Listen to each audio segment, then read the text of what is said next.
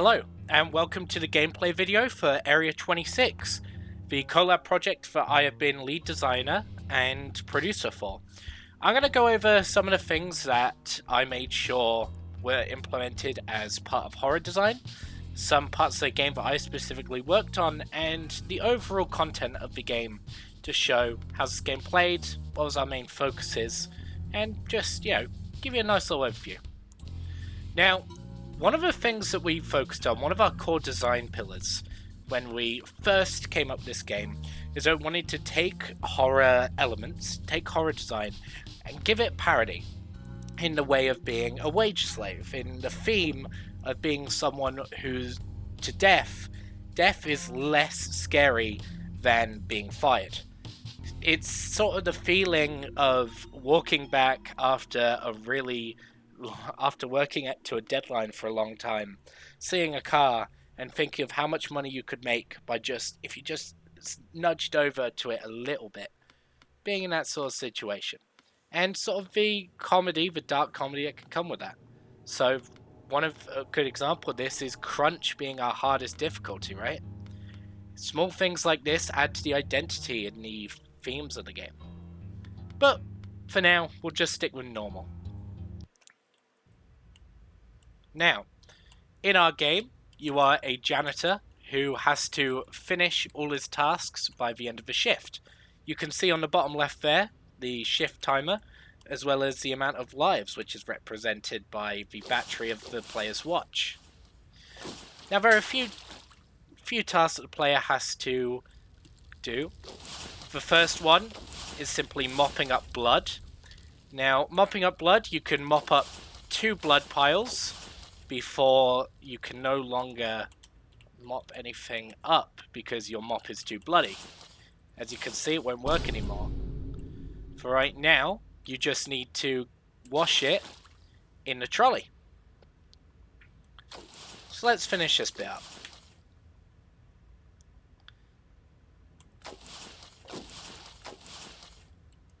Now, speaking of the trolley is actually movable. You can move the trolley around with you between the different rooms. And we'll do that now. We'll go explore in a little bit. Now, you may have heard sound cue just then. The sound cue was a part of the horror design research that we did. Oh, speaking of horror design, our enemy might be around. Well, the sound cue was a core part of the horror design. We learned that one of the biggest parts of building atmosphere in a horror game, one of the biggest parts is through audio. That's why the enemy has its own soundtrack, as you heard there, for when he starts targeting the player and hunting. Which, speaking of, say hello to our enemy. The enemy is we never actually decided on type of creature, but it's a bat-like in design. He's the secret experiment being held here at Area 26. And it's the player's job to complete their task, get done with work for the day, while also surviving. So one of the mechanics that we have here, when dealing with the enemy, is a rubber duck and a plunger. You may have seen me throw the plunger at him before. The plunger allows us to delay the enemy and stun him, while the rubber duck allows us to direct the enemy in a specific way. Because, as you might expect with the bat-like design, the enemy's main stimulus is audio. And that kind of ties back to what I was saying about horror design in general, with atmosphere really being built up through audio. Anyway, moving back to tasks. One of the tasks is cleaning blood off the walls, which you do using the squeegee.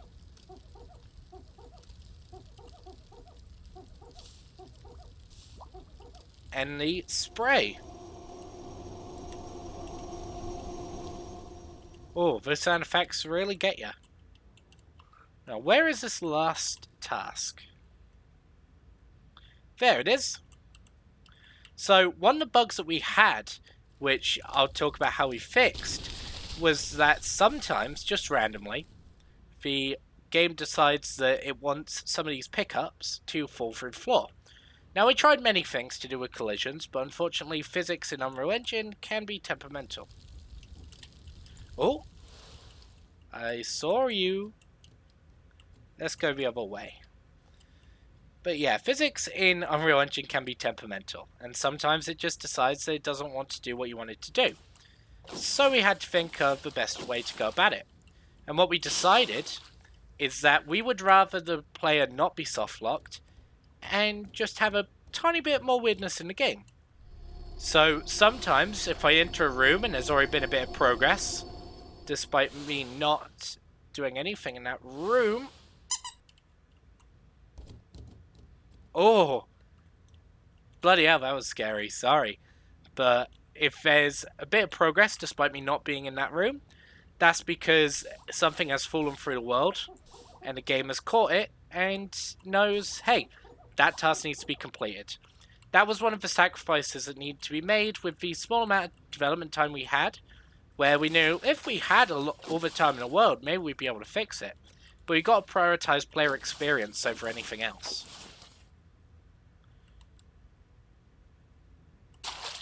Okay. So, I want to show you the bucket, but I also don't want to be killed. So how about we go over here? Now our level design prioritizes the player being able to quickly and easily get hands on whatever they want. So we have incinerators and bucket dispensers hidden throughout the facility, just like how a janitor may have multiple janitor's closets.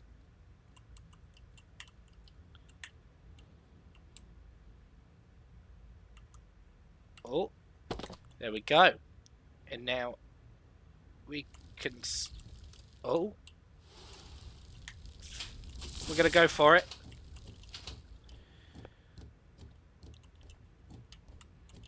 Why don't I let myself be seen by the monster so you can see a proper chase scene? Come here. Hello. So, welcome to our chase scene.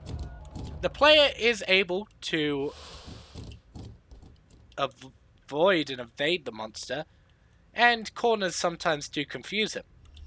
But most of the time, the player is going to have to rely on their tools.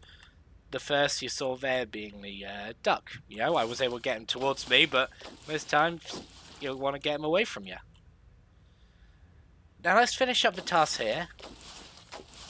And as you can see on the bottom left-hand corner, the room's been completed. Same as the janitor's room right there. Now, a fun part about our game is that the player can actually leave at any time that they wish. They can escape through these doors, and whenever they decide to leave, the time that they decide to leave and the amount of tasks that they completed will calculate them a score. That score was designed by me, the formula for it, as I do a lot of systems design, so it was something more up my creek. Oh. I hear the enemy, I think he's down there.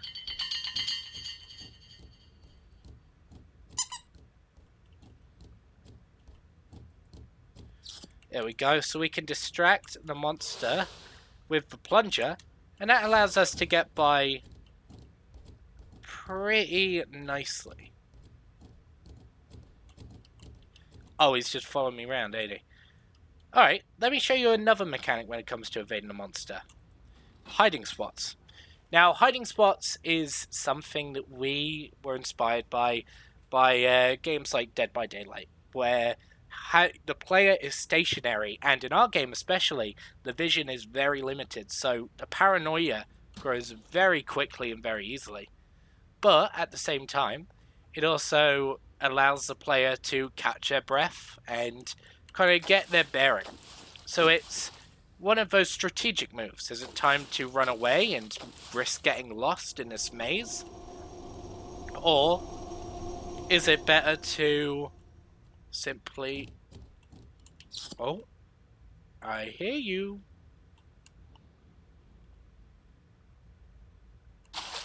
Or is it better to hide and risk being seen, but you're able to get your bearings and maybe don't get lost?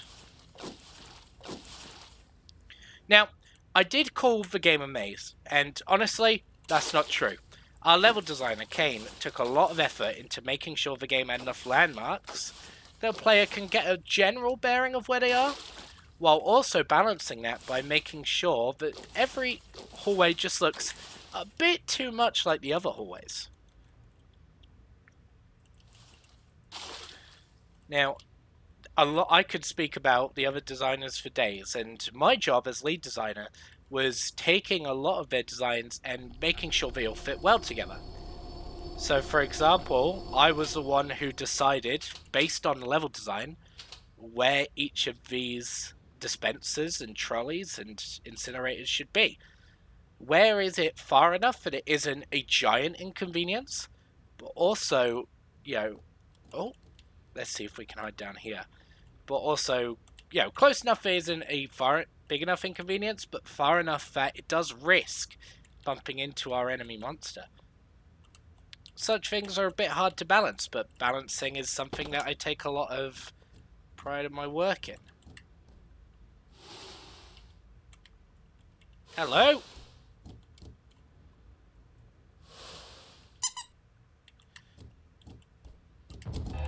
Oh! He didn't like my rubber duck. Oh! Tell you what, I've got 3 lives.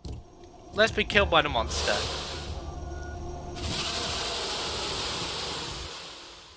So when the player is killed, they will respawn right back where they were in the janitor's room. It kind of makes sure that the player, if they do get too lost and ain't too sure of where they are, can centralize themselves and get their bearings again, and then get another start on their shift. There we go. Let's clean these all nice. Speaking of cleaning and just things looking really nice, you may have noticed that our art style is very based on PS2 era graphics. Oh, there we go. Let's pop this in the bucket. So our art team was very inspired by games like Manhunt and old Resident Evil games, and they wanted to go for an art style which fit the horror genre while also allowing for a good amount of creativity in the post-processing. I think it really does fit. Hello?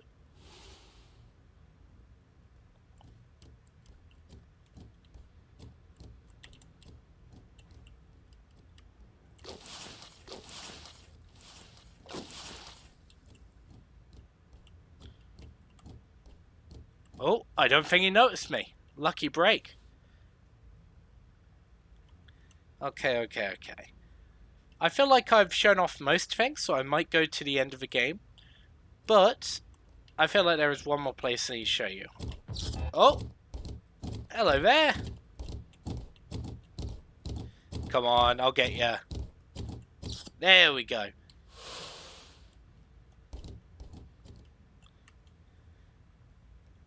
Okay, so if I go into here, this is our creature containment room. And it kind of goes... This connects quite well to our focus on narrative a little bit in this game.